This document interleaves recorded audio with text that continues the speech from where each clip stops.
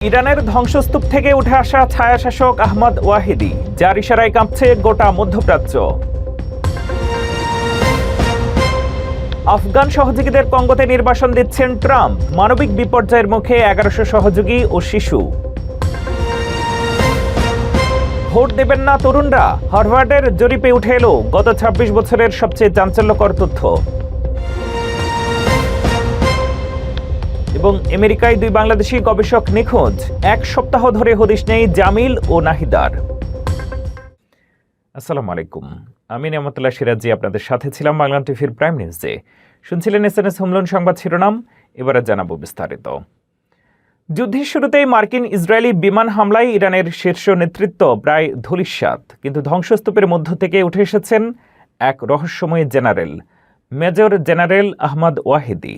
Islamic Revolutionary Guard Corps বা আইআরজিসির এই কমান্ডার এখন ইরানের প্রকৃত ভাগ্যবিধাতা।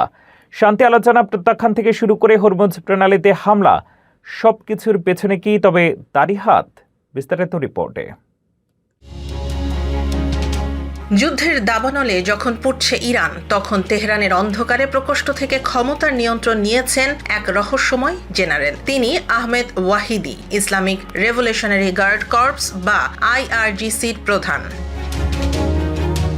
গত 28 ফেব্রুয়ারি মার্কিন ইসরায়েলি বিমান হামলায় সর্বোচ্চ নেতা আলী খামেনি নিহত হওয়ার পর ইরানের শাসন ব্যবস্থা এখন পুরোপুরি সামরিক বাহিনীর কবজায়। বিশ্লেষকরা বলছেন, নতুন সর্বোচ্চ নেতা মোস্তফা খামেনি কেবলই একজন ছায়া মাত্র, যার নেপথ্যে আসল সিদ্ধান্ত নিচ্ছেন ওয়াহিদি।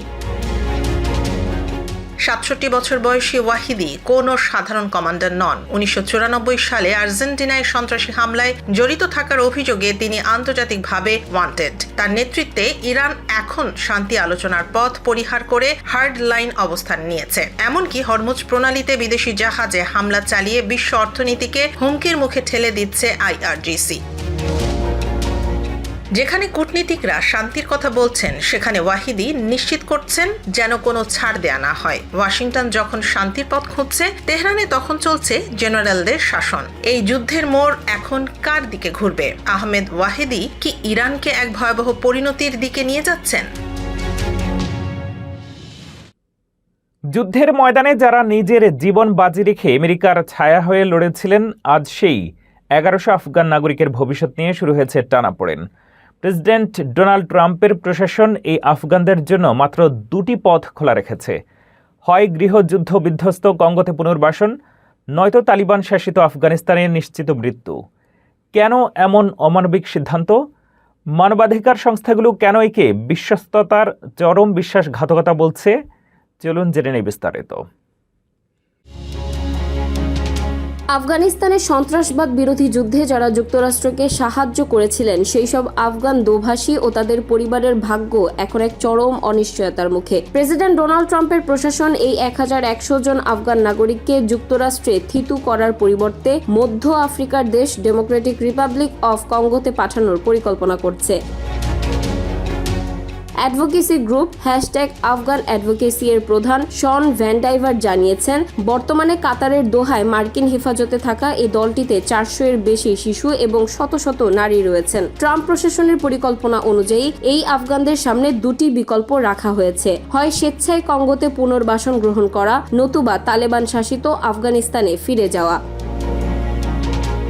ভ্যানডাইভার এই পরিকল্পনাকে দায়িত্ব জ্ঞানহীন হিসেবে অভিহিত করেছেন। তার মতে, যেখানে একদিকে তালেবানের হাতে প্রাণনাশের ঝুঁকি, অন্যদিকে কঙ্গো নিজেও বিশ্বের অন্যতম ভয়াবহ মানবিক সংকটের মধ্যে দিয়ে যাচ্ছে, সেখানে এই পছন্দকে কখনোই স্বেচ্ছামূলক বলা যায় না। 2025 সালের শেষ নাগাদ কঙ্গোতে অভ্যন্তরীণভাবে বাস্তুচ্যুত মানুষের সংখ্যা 9 কোটিতে পৌঁছাবে বলে আশঙ্কা করছে জাতিসংঘ। মার্কিন পররাষ্ট্র দপ্তর একে একটি ইতিবাচক সমাধান হিসেবে দেখলেও ভেটেরান বা সাবেক সেনা কর্মকর্তা এবং মানবাধিকার কর্মীরা এর তীব্র বিরোধিতা করছেন। তারা বলছেন, এই আফগানরা ইতিমধ্যেই কঠোর নিরাপত্তা পরীক্ষার মধ্যে দিয়ে গেছেন। তাদের এমন একটি দেশে পাঠানো যা নিজেই গৃহযুদ্ধে জর্জরিত, তা মূলত তাদের মৃত্যুর মুখে ঠেলে দেওয়ারই শামিল। ইতিমধ্যেই 1,90,000 আফগানকে যুক্তরাষ্ট্রে আশ্রয় দেওয়া হলেও ট্রাম্পের অভিবাসন বিরোধী নির্বাহী আদেশের কারণে এই 1100 জনের জীবন এখন 20 বাও জলে। সাবেক মার্কিন মিত্রদের এভাবে তৃতীয় কোনো দেশে ডাম্প করার পরিকল্পনা মার্কিন জাতীয় নিরাপত্তা এবং মানবিক দায়বদ্ধতাকে বড় ধরনের প্রশ্নের মুখে দাঁড় করিয়েছে। আমেরিকার শরণার্থী নীতিতে বড় ধরনের পরিবর্তনের আভাস পাওয়া যাচ্ছে। ট্রাম্প প্রশাসন দক্ষিণ আফ্রিকার শ্বেতাঙ্গ বা আফ্রিকান বংশোদ্ভূতদের জন্য শরণার্থী কোটা দ্বিগুণ করার পরিকল্পনা করছে। কেন এই বিশেষ গোষ্ঠীর প্রতি ওয়াশিংটনের এই নজিরবিহীন অগ্রাধিকার? রয়টার্সের তথ্য অনুযায়ী প্রেসিডেন্ট ট্রাম্প দক্ষিণ আফ্রিকার শ্বেতাঙ্গদের উপরে বর্ণভিত্তিক নির্যাতনের অভিযোগ তুলে তাদের দ্রুত পুনর্বাসনের নির্দেশ দিয়েছেন। 2026 সালের অর্থবছরে প্রথম 6 মাসেই 4,500 জন দক্ষিণ আফ্রিকানকে শরণার্থী হিসেবে গ্রহণ করা হয়েছে। মজার বিষয় হলো এই সময়ে অন্য দেশ থেকে মাত্র 3 জন আফগান প্রবেশের অনুমতি পেয়েছেন। বর্তমানে বিদ্যমান 7,500 জন শরণার্থীর কোটা আরও 10,000 বাড়িয়ে 17,500 করার অভ্যন্তরীণ আলোচনা চলছে।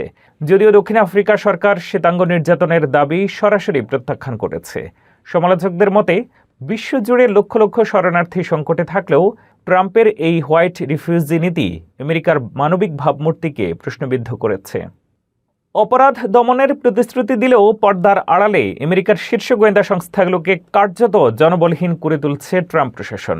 রয়টার্সের প্রাপ্ত নথি অনুযায়ী এফবিআই এবং ডিএ সহ বিভিন্ন সংস্থার 4,000-এর বেশি কর্মী ছাঁটাই করা হয়েছে। কেন এই বিশাল সংকোচন? রয়টার্সের তথ্য মতে 2024 অর্থবছর থেকে এ পর্যন্ত এফবিআই থেকে কর্মী কমেছে 7%। সবচেয়ে ভয়াবহ অবস্থা জাতীয় নিরাপত্তা বিভাগের, যেখানে প্রায় 38% কর্মী চাকরি হারিয়েছেন। গোয়েন্দা কর্মকর্তাদের মতে অভিজ্ঞ কর্মীর অভাবে সন্ত্রাসবাদ দমন ও বিদেশি গুপ্তচর বৃত্তি রক্ষার কাজে বড় ধরনের শূন্যতা তৈরি হচ্ছে। বিশেষ করে পরিবেশ ও নাগরিক অধিকার বিভাগে কর্মী কমেছে অর্ধেকেরও বেশি। প্রশাসনের পক্ষ থেকে একে সরকার ছোট করার প্রক্রিয়া বলা হলেও সমালোচকরা বলছেন এটি অপরাধ দমনের সক্ষমতাকে দুর্বল করে দিচ্ছে। মার্কিন হোমল্যান্ড সিকিউরিটি বিভাগের একজন শীর্ষ কাউন্টার টেরোরিজম কর্মকর্তা কি জাতীয় নিরাপত্তার জন্য ঝুঁকি হয়ে দাঁড়িয়েছেন? 29 বছর বয়সী ডেপুটি অ্যাসিস্ট্যান্ট সেক্রেটারি জুলিয়া ভারভারোর বিরুদ্ধে উঠেছে চাঞ্চল্যকর অভিযোগ। তার প্রাক্তন প্রেমিক দাবি করছেন জুলিয়া তাকে সুগার ড্যাডি হিসেবে ব্যবহার করে 3 মাসে খরচ করিয়েছেন প্রায় $40,000। এই ব্যক্তিগত বিবাদ কি এখন বড় কোনো নিরাপত্তা সংকটের ইঙ্গিত? বিস্তারিত রিপোর্টে। যুক্তরাষ্ট্রের হোমল্যান্ড সিকিউরিটি বিভাগের উচ্চপদস্থ কর্মকর্তা জুলিয়া ভারভারো বর্তমানে এক অদ্ভুত আইনি ও সামাজিক লড়াইয়ের মুখে। তার প্রাক্তন প্রেমিক রবার্ট বি এর করা এক অভিযোগের ভিত্তিতে শুরু হয়েছে বিভাগীয় তদন্ত।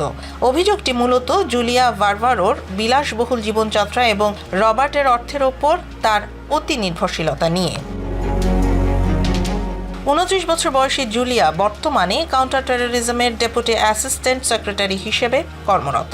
রবার্টের দাবি, মাত্র 3 মাসের সম্পর্কের মধ্যে জুলিয়া তার কাছ থেকে প্রায় $40,000 হাতিয়ে নিয়েছেন। এর মধ্যে রয়েছে ইটালি ও আরুবাতে দামি সফর, $3,500 ডিজাইনার ব্যাগ এবং দামি গয়না। এমনকি ডিএইচএস এর অচল অবস্থার সময় বাড়ি ভাড়ার টাকাও তিনি রবার্টের কাছ থেকে নিয়েছেন বলে অভিযোগ। রবার্ট বি হোমল্যান্ড সিকিউরিটি বিভাগের ইন্সপেক্টর জেনারেলের কাছে আনুষ্ঠানিক অভিযোগ জমা দিয়েছেন। তার দাবি, জুলিয়ার এই চরম আর্থিক উচ্চাভিলাষ এবং সুগার ড্যাডি খোঁজার প্রবণতা তাকে ব্ল্যাকমেইল বা বিদেশি শক্তির কাছে নতি শিকারের মতো জাতীয় নিরাপত্তার ঝুঁকিতে ফেলতে পারে। অন্যদিকে জুলিয়া এই অভিযোগকে কেবল একজন ক্ষিপ্ত প্রাক্তনের পাগলামি বলে উড়িয়ে দিয়েছেন। ব্যক্তিগত সম্পর্ক যখন রাষ্ট্রের স্পর্শকাতর পদের দায়বদ্ধতাকে প্রশ্নবিদ্ধ করে, তখন সেটি আর ব্যক্তিগত থাকে না। ডিএইচএস কর্তৃপক্ষ তদন্তের বিষয়ে মুখ না খুললেও এই ঘটনাটি ওয়াশিংটন ডিসির ক্ষমতার অলিন্দে এখন টক অফ দ্য টাউন। 2026 সালের মধ্যবর্তী নির্বাচন এগিয়ে আসছে, কিন্তু আমেরিকার 18 থেকে 29 বছর বয়সী তরুণ ভোটারদের মধ্যে কাজ করছে চরম হতাশা আর অর্থনৈতিক দুশ্চিন্তা। হার্ভার্ড কেনেডি স্কুলের সাম্প্রতিক এক জরিপ বলছে, তরুণদের মধ্যে নেতৃত্বের প্রতি আস্থা এখন গত 26 বছরের মধ্যে সর্বনিম্ন। কেন রাজনীতির প্রতি বৃতশ্রদ্ধ হয়ে পড়ছে আমেরিকার ভবিষ্যৎ প্রজন্ম? বিস্তারিত জানাচ্ছেন ফারজানা আফরোজ। যুক্তরাষ্ট্রের আগামী 2026 সালের মিড টার্ম নির্বাচন যত ঘনিয়ে আসছে, দেশটির তরুণ ভোটারদের মধ্যে অর্থনৈতিক উদ্বেগ এবং রাজনৈতিক ব্যবস্থার প্রতি অনাস্থা ততই প্রকট হচ্ছে। হার্ভার্ড কেনেডি স্কুলের সাম্প্রতিক এক জরিপে উঠে এসেছে এক ভয়ঙ্কর চিত্র, যেখানে অর্ধেকেরও বেশি তরুণ মনে করেন আমেরিকা ভুল পথে চলছে। 18 থেকে 29 বছর বয়সী তরুণদের ওপর চালানো এই জরিপ বলছে মুদ্রাস্ফীতি এখন তাদের জীবনের প্রধান সংকট। 45% তরুণ দৈনন্দিন খরচ মেটাতে হিমশিম খাচ্ছেন। মাত্র 29% বিশ্বাস করেন যে তারা তাদের বাবা মায়ের চেয়ে আর্থিকভাবে সচ্ছল হতে পারবেন। 2021 সালে যেখানে 55% তরুণ দেশের ভবিষ্যৎ নিয়ে আশাবাদী ছিলেন, 2026 সালে সেই সংখ্যা নেমে দাঁড়িয়েছে মাত্র 26%। রাজনৈতিক নেতৃত্বের প্রতিও তরুণদের আস্থার তলানিতে। মাত্র 15% তরুণ ফেডারেল সরকারকে বিশ্বাস করেন। প্রেসিডেন্ট ডোনাল্ড ট্রাম্পের জনপ্রিয়তাও এই বয়সীদের মধ্যে মাত্র 25%। যদিও জরিপের ডেমোক্রেটদের প্রতি সমর্থন বেশি দেখা যাচ্ছে, কিন্তু তরুণদের মধ্যে ভোট দেওয়ার উৎসাহ অত্যন্ত কম। মাত্র 12% তরুণ এই নির্বাচনে সক্রিয়ভাবে অংশগ্রহণে আগ্রহী। নেতৃত্বের ওপর অনাস্থা আর জীবনযাত্রার ব্যয়ের চাপে পিষ্ট এই তরুণ প্রজন্ম কি শেষ পর্যন্ত ভোট কেন্দ্রে আসবে? তাদের এই নিষ্পৃহতা নভেম্বরের নির্বাচনে ডেমোক্রেট বা রিপাবলিকান কোন দলের জন্য কাল হয়ে দাঁড়াবে, সেটি এখন বড় প্রশ্ন। মার্কিন যুক্তরাষ্ট্রের ফ্লোরিডায় এক সপ্তাহ ধরেই রহস্যজনকভাবে নিখোঁজ রয়েছেন দুই বাংলাদেশি মেধাবী শিক্ষার্থী। ইউনিভার্সিটি অব সাউথ ফ্লোরিডার এই দুই গবেষক গত 16 এপ্রিল থেকে নিখোঁজ থাকলেও এখন পর্যন্ত তাদের কোনো সন্ধান পাওয়া যায়নি। স্বজনরা এই নিখোঁজ হওয়াকে সন্দেহজনক বলে দাবি করছেন। ঠিক কী ঘটেছিল সেদিন, বিস্তারিত প্রতিবেদনে। যুক্তরাষ্ট্রের ইউনিভার্সিটি অব সাউথ ফ্লোরিডায় অধ্যয়নরত দুই বাংলাদেশি পিএইচডি শিক্ষার্থী গত এক সপ্তাহ ধরে নিখোঁজ রয়েছেন। তাদের এই হঠাৎ অদৃশ্য হয়ে যাওয়াকে অস্বাভাবিক এবং সন্দেহজনক বলে দাবি করছে পরিবার। নিখোঁজ শিক্ষার্থীরা হলেন 27 বছর বয়সী জামিল লিমন এবং নাহিদা বৃষ্টি। বিশ্ববিদ্যালয় পুলিশের তথ্য মতে গত 16 এপ্রিল সকালে তাম্পা এলাকা থেকে তাদের শেষবার দেখা গিয়েছিল। জামিল লিমন ভূগোল ও পরিবেশ বিজ্ঞান বিভাগের ছাত্র, যাকে ওই দিন সকাল 9টায় তার নিজ বাসভবনে দেখা যায়। অন্যদিকে কেমিক্যাল ইঞ্জিনিয়ারিং এর শিক্ষার্থী নাহিদা বৃষ্টিকে দেখা গিয়েছিল সকাল 10টার দিকে বিশ্ববিদ্যালয়ের ন্যাচারাল অ্যান্ড এনভায়রনমেন্টাল সায়েন্সেস ভবনের সামনে। এরপর থেকেই তাদের দুজনের মোবাইল ফোন বন্ধ রয়েছে এবং তারা কারোর সাথে কোনো যোগাযোগ করেননি। জামিলের ছোট ভাই জুবায়ের আহমেদ জানান, নিখোঁজ হওয়ার একদিন আগেও জামিলের সাথে তার কথা হয়েছে। জামিল তখন ফ্লোরিডার জলাভূমি রক্ষায় এআই এর ব্যবহার নিয়ে তার থিসিস পেপার তৈরিতে ব্যস্ত ছিলেন। পরিবারের মতে তারা দুজনেই অত্যন্ত দায়িত্বশীল এবং নিয়মিত ক্লাস করতেন, তাই বিনা নোটিশে উধাও হয়ে যাওয়াটা তাদের স্বভাব বিরুদ্ধ। পুলিশ নিশ্চিত করেছে যে তারা ইমিগ্রেশন বা আইস হেফাজতে নেই, যদিও পুলিশ এখনও সরাসরি কোনো অপরাধ বা ফাউল প্লের প্রমাণ পায়নি। তবে পরিবার ও বন্ধু মহলে উদ্বেগ বেড়েই চলেছে। কর্তৃপক্ষ সাধারণ জনগণের সহায়তা চেয়েছে। আপনাদের কাছে এই দুই শিক্ষার্থীর কোনো তথ্য থাকলে দ্রুত ইউএসএফ পুলিশ বিভাগের সাথে 813-974-2628 নম্বরে যোগাযোগ করার অনুরোধ জানানো হয়েছে। নিউ ইয়র্কের লং আইল্যান্ডের জলাশয়গুলোতে এখন এক অদৃশ্য কিন্তু অত্যন্ত ভয়ঙ্কর শত্রু ওত পেতে আছে। গবেষকরা সতর্ক করেছেন যে এই পানিতে থাকা একটি বিশেষ ব্যাকটেরিয়া সংক্রমণে আক্রান্ত ব্যক্তির 48 ঘন্টার মধ্যে মারা যাওয়ার সম্ভাবনা 20%। কেন হঠাৎ এই মাংস খেকো ব্যাকটেরিয়ার উপদ্রব বেড়ে গেল, আর কারা আছেন সবচেয়ে বেশি ঝুঁকিতে, বিস্তারিত জানুন সামিরা বাঁধানের প্রতিবেদনে। নিউ ইয়র্কের লং আইল্যান্ডের জলাশয়গুলোতে ছড়িয়ে পড়ছে এক ভয়াবহ মাংসাশী বা flesh eating bacteria. Stony Brook ইউনিভার্সিটির গবেষকরা সতর্ক করেছেন যে এই ব্যাকটেরিয়ায় আক্রান্ত হলে মাত্র 48 ঘন্টার মধ্যে মৃত্যুর সম্ভাবনা 20%। পরিবেশবিদ ডক্টর ক্রিস্টোফার গোবলার জানিয়েছেন, ভিব্রিও ভালনিফিকাস নামক এই ব্যাকটেরিয়াটি এখন বেশ কয়েকটি পুকুর ও জলাশয়ে হটস্পট তৈরি করেছে। বিশেষ করে সাগাপোনাক পন্ড, মেকক্স বে এবং জর্জিকা পন্ডে এর উপস্থিতি নিশ্চিত করা হয়েছে। গবেষকদের মতে জলবায়ু পরিবর্তন এবং পয়ঃনিষ্কাশন ব্যবস্থার নাইট্রোজেন মিশ্রিত বর্জ্য জলাশয়ে শৈবাল বা অ্যালগি ব্লুম তৈরি করছে, যা এই ব্যাকটেরিয়ার বংশবিস্তারে সাহায্য করছে। মূলত শরীরের কোনো খোলা ক্ষত দিয়ে এই ব্যাকটেরিয়া রক্তে প্রবেশ করে। চিকিৎসক ও গবেষকদের পরামর্শ, যাদের রোগ প্রতিরোধ ক্ষমতা কম বা যারা বয়স্ক, তাদের শরীরের কোনো অংশে কাটা বা ক্ষত থাকলে এই গ্রীষ্মে এই অঞ্চলের পানিতে নামা একদমই উচিত নয়। কেবল এই ব্যাকটেরিয়াই নয়, ইস্ট কুওক এবং সাউথ হোল্ডের মতো এলাকায় শৈবাল থেকে এমন এক বিষাক্ত নিউরোটক্সিন তৈরি হচ্ছে যা সায়ানাইডের চেয়েও 1000 গুণ বেশি বিষাক্ত। এটি ইতোমধ্যে স্থানীয় ওয়েস্টার বা ঝিনুক শিল্পের ব্যাপক ক্ষতি করেছে। এমনকি হ্রদের পানি পান করে কুকুরের মৃত্যুর খবরও পাওয়া গেছে।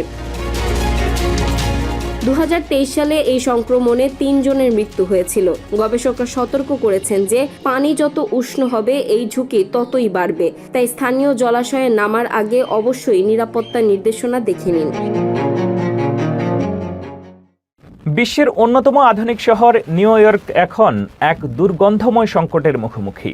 সাম্প্রতিক তথ্য অনুযায়ী গত বছরের তুলনায় চলতি বছর জনসম্মুখে প্রস্রাব করার ঘটনা প্রায় 47.7% বৃদ্ধি পেয়েছে।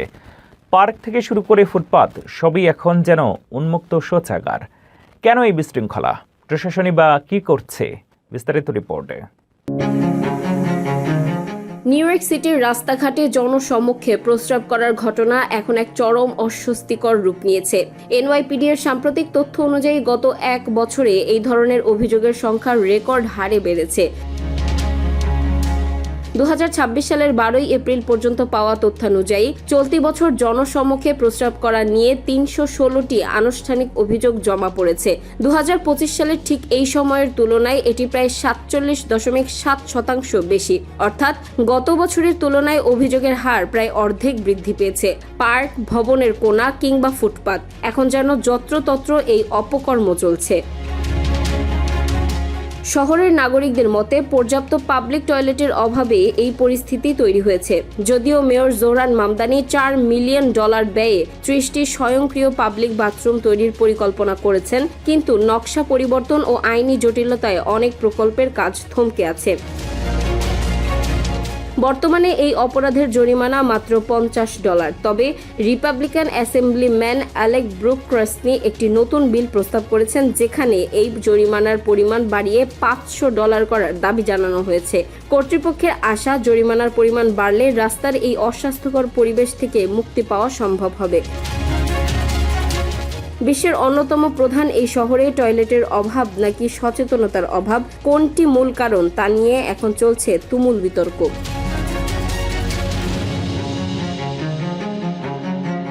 এ ছিল বাংলাদেশ টিভির প্রাইম নিউজে। পরবর্তী প্রাইম নিউজ দেখার আমন্ত্রণ জানিয়ে শেষ করছি এখানেই। এতক্ষণ সাথে থাকার জন্য ধন্যবাদ।